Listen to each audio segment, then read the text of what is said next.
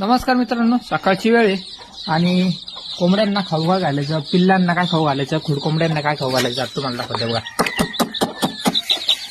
हे बघा याच्यामध्ये आहे थोडं तुम्हाला दिसत असेल हे काने, ठीक आहे. आणि हे काय आपला भालडा. आता भालडा कसा बनवायचा यासाठी आपण 3 व्हिडिओ बनवलेले.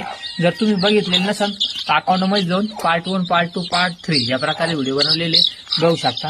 आणि बघा तुमच्या समोर पिल्लांना भालडा टाकतोय आपण. आता हे जे पिल्ले आहे जवळजवळ 20-22 दिवसाचे पिल्ल आहे मित्रांनो. हे 7 डिसेंबरला कोंबडी बसवली होती, 27 तारखेला पिल्ल निघाले होते.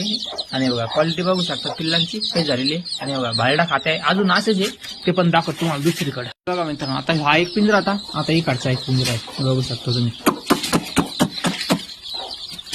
इकडे पण पिल्ले आहे, त्यांना पण आपण पाण्यात देत राहतो. नवीन काहीच नाही बघा. क्वालिटी बघूया पिल्लांची. बघा अशा प्रकारे कुक्कुटपालन चालू आहे आपलं.